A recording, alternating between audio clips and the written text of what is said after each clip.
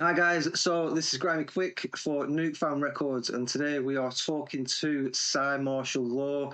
He's a New Jersey rapper, and he's got a release out with Nukefam Records and Ramson Badbonez called Undiluted, and we're here today to have a big chat about that. How are you, man? Are you good? I'm excellent and improving by the second. I appreciate you for having me here. Improving by the second. I love that. I love that. It's crazy, right? I'm gonna steal that one. I'm keeping that one. Improving by the second. Hey, thank you. I got plenty. That's yours. Thank you for talking to me, man. Honestly, I really appreciate you talking to me. So thank you so much for this. It's going to be cool. Thank you for talking to me. We're on mutual ground. We really are. We really are. So just for anybody that is watching or listening or whatever format we kind of put this on, I would imagine that the majority of people that are tuning into the Nukefam Records platform are from the UK and probably have a great awareness of Ramson Badbonez. But for the people at the back that might not be aware of who you are, do you want to just very, very briefly just sort of introduce yourself, what are you about, where you're from, your sort of background, very, very briefly, if you can do. That's cool. So I'm from New Jersey, raised in New Jersey. I went to high school, South Brunswick High School in New Jersey. My partner in hip hop was my older brother, Skit Slime, in our group Ever Living Sound. Before he was a partner with me in our group, he was a solo artist. And when he was on a label called Subverse Music, he was on a label with MF Doom. And MF Doom advised him he should start a group with his brother. And I happened to be his brother. So when he moved back to New Jersey, he was like, I was his younger brother by 7 years. He was like, "Cy, we should do this group together." So I joined Ever Living Sound. And that was because MF Doom advised my brother to put me in the group. So that's how I started. And that was like right out of high school because I started rhyming when I was like 16. So I got into Ever Living Sound when like 17. And from then I was doing shows all over the tri-state, New Jersey, New York, Philadelphia, as many as I could. I hooked up with my brother Pumpkinhead. I don't know if you know who Pumpkinhead is, but he was a super dope MC who passed away a few years ago from New York. But he was older than me too. So him and my brother are my seniors. So a lot of the cats from New York, like that came up in the 90s, they're like my older brother type. I'm like a bit younger than them. Yeah. But I grew up around them a lot because I was always going to New York and I was always like the younger cat around from New Jersey. So I just grew up around the dopest MCs from the East Coast, and I started doing a lot of shows all down the East Coast. I got on the Vans Warped Tour, toured the United States, toured Europe a bunch of times. I got albums with cats from Sweden called the Beatniks. A guy from Hungary called Mr. Joker. I got an album with Slimline Mother from the UK. I got a new album coming out with Ramson Badbonez. Obviously, I got an album with Mudblood from Russia. So I got a lot of international albums, and I'm, just the MC of the rawest caliber, hip hop in its purest, rawest form, lyricism, hip hop from the heart, boom bap. Awesome. I'm also on the flesh. So yeah, that's me. That is absolutely brain bashing, man. That's melted my brain because one of the things that I was going to ask you. So I've done a little bit of research, tiny little bit of research, and you were actually born in the UK. Is that right? Yeah, that's absolutely correct. And something I was going to mention at some point, I was going to draw some parallels between MF Doom, because MF Doom was born in the UK. MF obviously was born in the UK, went to the US, got into hip hop with his brother, and it's like you've done. There are some parallels there. Like, so when did you? Where are you? Where in the UK are you actually from? Specifically, I was born in Luton Dunstable Hospital. So you're from Luton? Luton Dunstable Hospital. Yes, man. Yo, when I have to explain to people in America where I was born, I'm like, yo, the town is probably not even on the map. Like it's like it's actually in the UK. It's quite a well-known town, but probably for the wrong reasons. Luton. Yeah, for sure, definitely for the wrong reasons. Yeah. There's some controversy around Luton, but like it's in is it Hertfordshire? Is it Hertfordshire? Anyway, yeah, it's a crazy town, Luton. That's crazy. Yeah, there's a lot of things going on there, and have been for a lot of years. It's crazy. So when did you go to the US then? In 1990. Was that obviously with your family? When I was 9 years old, yeah. And what was the reason for that? Just for better opportunities. I believe my parents saw better opportunities for their kids in America. And it was true because when we would go on vacation, we would see like a lot of people doing a lot of things that weren't not happening in Luton. I mean, you just told me you knew about Luton, so I'm pretty sure you know. So when we went to America, you saw a lot more than what was in fucking Luton. Yeah. And like, my parents were like, my grandmother already lived in America in North Brunswick in New Jersey, so that was my dad's mom. So it was pretty easy for us to migrate like that. And it was really for the children, and everything that my parents did it for absolutely worked out. Like the reason, like my sister, brother, you know, we're all doing well. Their grandkids now, but in the way, not that they wouldn't be doing well if we would have stayed in Luton, but I feel like something different might have happened. Yeah, for sure, man. And now it's completely different. Like my parents did that. Yeah. Like they got out when a lot of, and I don't want to say got out like, you know, they got out, but you know what the fuck I mean. Yeah, of course. Like, you know what I'm saying? A lot of people that are, and then it was really brave of them. Yeah. Because, you know, we you know, they weren't American, and my parents were Jamaican as well. My parents are not even English born. Both of them were born in Jamaica, and then they moved to England where they met each other, and then they had me, my brother and sister, and then moved to America in 1990. So when we went to America, they had my grandma who was over there for whatever reason. But you know, so when I go places in America, it's not like I have mad cousins places, because my cousins are like in Jamaica or England or like Canada. Yeah. So I'm like really an immigrant to this place, but I was born and raised in New Jersey. So it's like I've lived in New Jersey way longer than I ever lived in England. Yeah. So I'm like New Jersey and Americanized damn near to the fullest. So do you have any sort of influence with your music with the kind of Jamaican heritage? Because Jamaican music, like music in Jamaica, is a big thing. There's a whole the sound system culture with Jamaicans. You know, it massively influenced hip hop in a lot of ways. You know, the rapping. It's so there's a few ways for me to answer that question.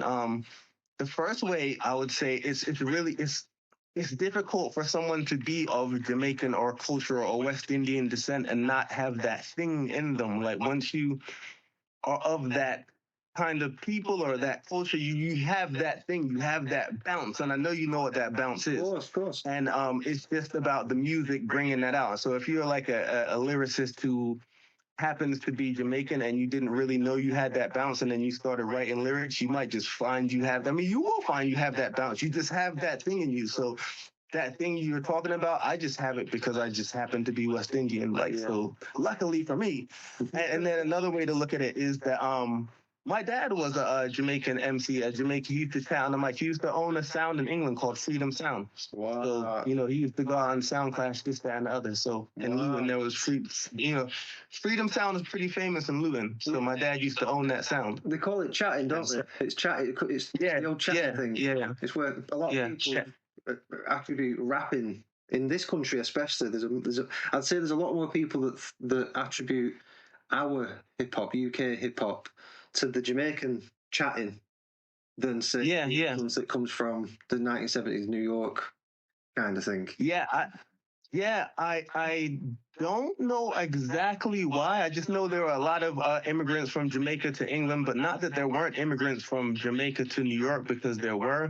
So I don't know why it blew up that way a bit more in England, because I know what you mean. It does feel more This was the Windrush. I want to say native to England. There was the Windrush thing in America. There's something called the Windrush in the 60s, where they had a lot of they were basically asked, our government basically went to Jamaica and was like, come over here and work in. No, I know all about it. I was going to say that, but I didn't want to attribute it all to that, because my parents came after Windrush. I think Windrush ended in like the late 60s or maybe somewhere in the 70s. My parents came like right after that. So like, you know, I didn't want to attribute it all to that, but yeah, that's definitely some of the reason. Yeah. So what was your sort of, without being too cheesy of a question, you know, how did you start in music? But like, when did it start for you? How did it start? I know you mentioned earlier that the MF, that your brother was advised by MF doing, which is crazy, actually. It's crazy. But like, for you personally, like, when did it start and why did you want to do music? I got to give a lot of the credit to my older brother. He was an MC, and to tell a story before the one I told, like I'll tell it years before because he started before that.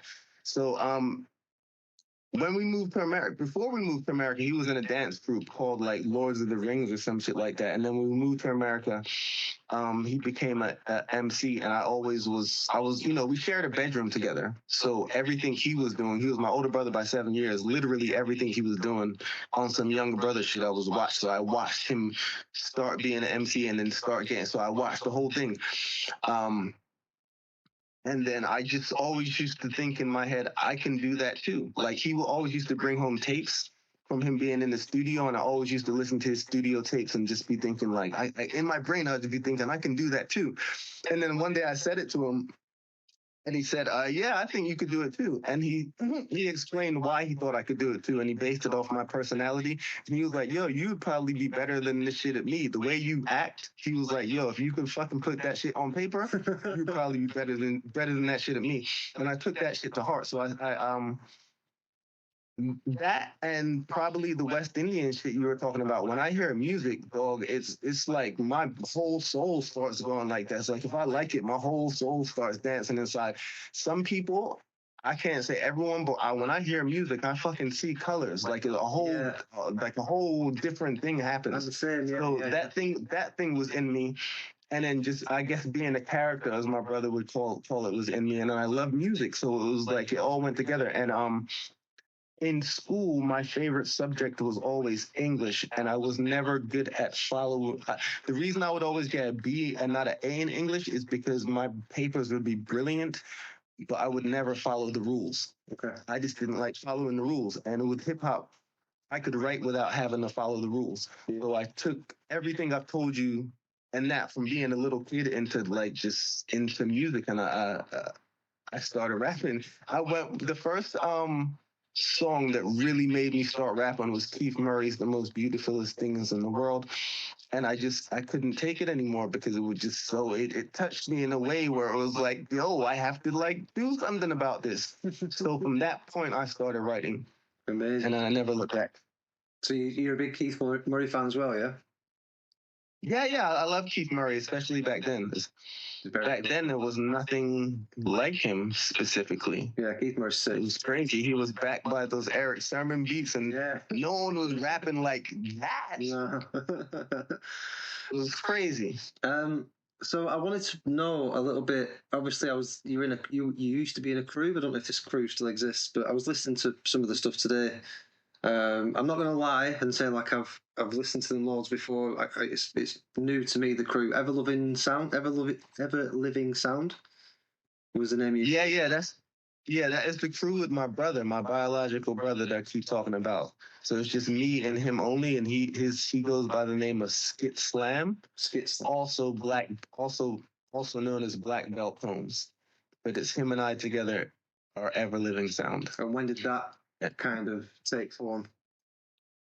That formed before I got into it. They had a vinyl single out on Subverse Records. That's what I was referring to before, and that was before I got in the group. That was when Ever Living was on the label with Subverse. And before in Ever Living, it was my brother and the DJ who made all the beats. But since the DJ right around that time left the group, and that's when I did come into the group. So the group started Ever Living Sound probably after we moved to America, probably around 96, 97, like a long time ago before I even got into it. And then I got into it around the year 2000. Amazing, man. I was listening to a tune today called Walk Away. Yeah. Good tune, that, man. Really I love it. I love it. Oh, that was produced by the Beatniks. I think it was on Freedom 2. I listened to that. On the Ever Living Sound Freedom 2 album. I probably listened to it about 4 times today, man. Really good. Really good. He's saying some. Thank you, man. There, man. He's saying some really good stuff in there. That's what I wanted to tell you as well, which is that I had the bright idea of, I'm trying to do some research before I talk to you, so I'm not just like, just aimlessly babbling. And I thought, well, I'll go and listen to his back catalogue. I'll go on his Bandcamp, and I'll see what he's got on there. I'm going to need about 10 years to go through your back catalogue, bro. There's so much music in the back catalogue. It's massive. There was like 30 albums, 50 albums on there, or 50 releases on there. It was crazy. I was like this scrolling down my phone, like, when's it going to stop? It's never going to stop. It's really impressive, man. It's so for anybody watching, like, go on to Bandcamp, type in Cymarshall Law, Cy with a C. Well, you'll be able to see this anyway. Cymarshall Law, and you'll see like this guy's crazy prolific with his music, man. It's really fun because when people say they have writer's block, I never understand it because there's so many things to write about, and there's so many feelings to express. I don't like. There's never not something to write about. So that's why I have all that shit. That's the vibe that I get from you, is that you just don't stop. This is just writing. You can write forever. Yeah. So that could bring me to a segue. I'm like controlling the interview now, but my latest album, Peaceful Warrior 2, is called Peaceful Warrior 2 Raw Self-Expression, and that's specifically what we're talking about. So I did a verse for a brother named Sam Seed today. Do you know Sam Seed? I do know Sam Seed, yeah. I did a verse for him today, and I was asked for it, and it was recorded within 3 hours. The written rap recorded in 3 hours. And according to the text that I received, he really, really liked it. Yeah. And my point in saying that was that me having all that stuff, it's about raw self-expression. It's about not doubting who you are and what you're doing. Like when you do it, I've been doing this shit for fucking ever. Yeah. Like I know it sounds good. Like I know how to do it. Yeah. And it's about going with your clearest thought and deepest feeling and just going with it. And so like I have a lot of shit because I love doing that shit and I just do it. Like I don't even be thinking about that shit. Just like the that reggae or West Indian shit we was talking about, it's just here. Yeah, it's part of you, man. It's part of your soul. It's part of you. Yeah, absolutely. That takes me on to a question that I've got for you. Like, I have heard the album. I've heard with Ramson Badbonez. So there's the new album that's coming out called Undiluted with Nuke Fam Records. And this is I don't know if it's the first, I think it is the first fully produced Ramson Badbonez album. Where I'm honored. Where he's taken the role mainly as a producer. So I'm listening to this thing, and obviously I'm lyrically kind of dissecting as I do because I'm a nerd. Certain parts of what you're rapping about, and there are just two things like that. There are two bars. I don't even know if they're in the same song. Actually, they might even be in the same song. There aren't only two bars, but there are two punchlines that you did that popped my brains out, man. So there's one where you say that you're smoking something that's the same colour as Raekwon's tape. which when I heard that, I had to stop it. And I had to stop laughing my ass off. I had to go back and listen to it again and again and again. I was like, yo. And then the other thing that you say on one of the tunes as well is that you define the 13th and the third letter. And I had to stop the song again and then go A, B, C, D, E, F, G, MC. He's saying MC every time. And it blew my brains. So have you got like a writing process? Do you sit there trying to come up with punchlines like this, or does it just kind of fall out of you? Or what's your kind of method, man? No, they just fall out. Have the most fun as possible. Can I move my camera around and show you my room? You can do whatever you want, bro. You can do whatever you want, of course. So this is gonna be a video interview, right? Yeah. So my studio is kind of messy right now, so this is me being honest as possible. I'm gonna try to not show you the messy parts. I have records in the corner and shit, but I just want to show you, like, I have all my favorite fucking vinyl records up. I have like Funko Pops. I got pictures of the shit that I love, like Funko Pops. I got pictures of family and shit. Like my son, my kids, a fucking dartboard, CDs. I just put my iMac over there. A bunch of comic books, The Flash, Jay-Z, Decoded, autobiographies, Spider-Man shit, some Bruce Lee shit, a rhyme book that a guy from Germany sent me. So I showed you that all that shit to say.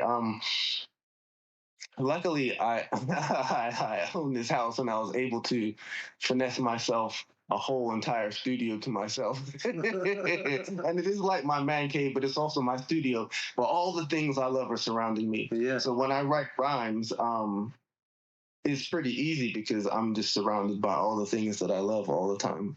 Yeah. And that could be things that I just showed you, or it could be me ordering some food from Uber Eats that I love. Like man, I understand. I think I understand one thing at least that a lot of people don't understand, and I think that's just to like always enjoy life. Like fuck that. Like there's so much fucking shit going on that can weigh you down. The prime minister's doing that. The president's doing that. This guy's doing like there's mad shit. There's mad shit that can fuck us up. Yeah. And what I understand is I'm not going out like that. No. Absolutely fucking not. No. Absolutely. So yes, I'm writing a billion fucking rhymes. I am finessing my own room so I can like block everyone out and like do what the fuck I want in here and read comic books and eat potato chips if I want to and listen to fucking Tribe Called Quest all day if I want to. But that's a jewel that I think some people don't understand because they'll just work themselves to death, or they'll go to school to death, or they stress themselves to death. Yeah. And people sometimes get mad at me for like, I guess you want to call it protecting your peace, and that's kind of what I meant by the peaceful warrior, because it is like a act of rebellion, like sometimes like taking your peace, like fuck that. So how I write rhymes because I'm able to do it all the time because I protect my peace all the time. Yeah. Like I like to laugh, I make sure I laugh. Like I make sure I eat. But as long as I'm being a fucking good person, that's what I mean by I make sure I eat. Like I eat what the fuck I want to eat. Like as far as like I just treat myself good, man. As long as I'm treating everyone around me as good as possible, and I'm not being a fucking dickhead, I'm definitely gonna treat myself good. Fuck that. Love it. I love that. Love it. So yeah, that's all. The peaceful warrior thing. Just a little side question. Is that based on the book? Did you get the name from the book? Nah, it's not based on the book, but it fucking could be. It could be. I mean, oh wait. Let me reverse. Okay, so the book probably is not the same thing as the movie, right? The movie's based on the book. So the film is called The Way of the Peaceful Warrior. The book is called The Peaceful Warrior. All right, so I'm like a massive when I wrote the album, I decided to call the album that it wasn't based on the book or the movie. But because I don't know, maybe I just kind of understood what peaceful warrior meant. It kind of ended up being about what that is about, sort of. I mean, it is really. And then after I made the first album, I was like, you know what? Why don't I go and watch the movie Peaceful Warrior? And when I watched it, I was like, oh, well, damn, this is about what the album was about. It made fucking perfect sense. Because everything you just described there about protecting your peace, being in the moment, being right here, and I'm gonna do what I want. I'm gonna focus in on what I want and having fun. Yeah. That's what you need to do to be a peaceful warrior, man. Yeah, absolutely. So I figured that out. You know, it connected beautifully after I watched the movie. I've never read the book. Obviously, that's kind of what I just said, but the movie is fucking awesome. Yeah. Starring Nick Nolte, came out in 2007. And I remember in 2007 when I used to see the previews on TV, and it's crazy because I used to think that movie was fucking boring. I literally used to be like, I ain't watching that shit. I remember the commercials coming on TV, and then years later, I went back like, oh shit, that's a fucking great movie. Yeah, it's great. It's a really good movie. It is different to the book. I'm a bit of a bookworm, so I'm a bit of a nerd. Mm-hmm. And the book is a little bit. I actually prefer the film. The movie's better. Oh really? Yeah, I think so. Yeah. I liked the book, but obviously they've made the film afterwards, and I think they've jazzed it up, and it's just punchier. It's a bit more entertaining. But yeah, man, I love it. Because the book's usually better, so that's interesting. Exactly. Yeah, that's the point. Yeah, often the books are better, but in this case, it's the opposite. So just going back to talking about the album that you've got with Ramson Badbonez, Undiluted, which I want to get into a little bit more in a bit, but like, how do you know? I know that you're on a track with Ramson Badbonez, but how did you guys how do you know each other? How has that come about? Where you've done an album together and you're working together? You know what? As far as me meeting Ransom Badbonez, one day I got an email with a request to be on one of Ransom's albums. And that's the first time I knew about Ramson. That was like mad years ago. And I researched him then, and I thought he was dope. And I was like, all right, I'll do it. And I did it. It wasn't him who reached out to me. I think it was like his label. I don't even know what label it was. If you look back, it's one of those fucking songs. But I did the song. I never spoke to him back then. I just did it. And then I think one of us added each other like on social media. I can't remember who added who. And then we just be liking each other's shit. And I can't recently this album, how the fuck did it happen? How the fuck did it happen? Let me think about this earnestly. I love who said it first? I love that you can't remember. I love it. Who said it first? I don't know. I would quite literally have to scroll up.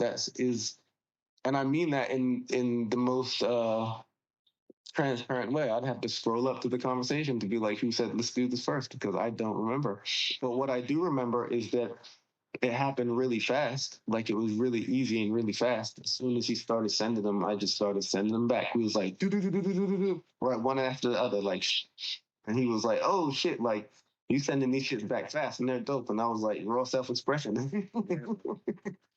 Because I've heard the album, and obviously the album's not out yet. And I've heard the album, and there definitely seems to be a kind of meeting of energies, if that makes sense. Like I have only ever heard Ramson Badbonez MCing, spitting, rapping, and he has this fucking a great yeah. But when and until recently, I'm not going to lie, man. Until recently is when I started to listen to your stuff over the last month or so. And you've got this similar thing with your rap style. You're right there. It's like you're eating the microphone. And it's like it works so well, man. So it's just interesting to know. Maybe it just was supposed to happen. Maybe it was always going to happen. Maybe it was inevitable that it was going to happen. I don't know. It feels right. It feels really easy. It feels super easy. That's what I can say. Like working with him is super easy, and it definitely feels natural, and it feels like it was supposed to happen. Like when I did meet him, because we did meet. I flew to England. We shot a couple videos and shit. Videos, yeah. Like that shit was like we known each other for a long time. We was cool. What I'm saying? It like we clicked. It was actually I took my brother Skit Slam. Because Skit lives over there now, and it was me, him, Skit, and the video director, and we were just chilling. Did we smoke at L that day? I don't think we smoked that day. I think we was working that day. But so your brother's here now. Yeah. Oh, your brother's back here in Luton. Yeah. Crazy, right? Okay, man. All right, it all makes sense, man. Because I'm thinking, like, is he flying back over here to do videos? But obviously, you come in here, you're probably staying at your brother's, right? When you come over here. Yeah, of course. Yeah, that's good, man. That's so cool. That's cool. Okay. So I really wanted to just kind of focus in on your rap style. I know we just talked about it a minute ago, but I kind of wanted to end on that as well, really, and just kind of wrap it up with a bit like what I've just said there. There's an energy match here. So this is Ramson Badbonez's first. I don't know if it's. I don't know. I don't want to assume and say that it is his first, but I think it's his first debut kind of. I think it's his first.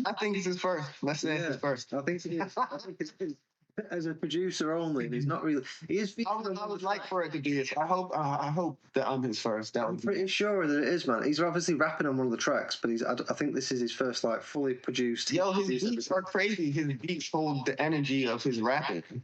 Yeah, which is fucking dope as shit. It's crazy. Yeah, exactly. Although he's not featured on every album rapping, his energy is clearly there throughout the album. Mad. And he sounds like somebody who's a time-served veteran of production that's been doing it for 20 years, and it's crazy. Facts. Yeah. Yeah, and that's maybe this is what you're trying to get at. But Us Together is it's definitely like like it's definitely unique and a mashup. Like there's nothing like it. Let's put it like that. No, there Like isn't. him and me together like this. There's nothing like it because it's just like energy the whole time. Like, yo, they're fucking wild and they dun, dun. But your It's rap fucking dope. I mean, I can't wait for people to hear it because I don't feel like there's been an album like this in a long time. No, there hasn't. Where it's No. just like rapping and the hard beats, like, and you're like, yo, these motherfuckers just have all this energy and like it's like they still have that purity, that youngness of hip hop, and that's why we called it Undiluted because it's straight raw. It's this and not only is it straight raw, because you can have straight raw and not be good. But it's two talented people who are straight raw. So Yeah, man. hits and unique sort of hits.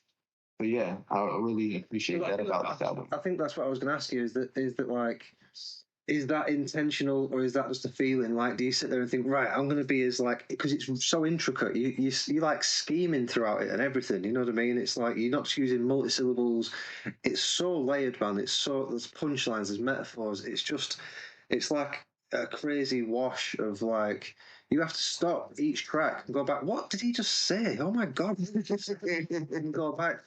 So is that intentional, or again is that just like you're feeling this so much it's just coming straight out of you?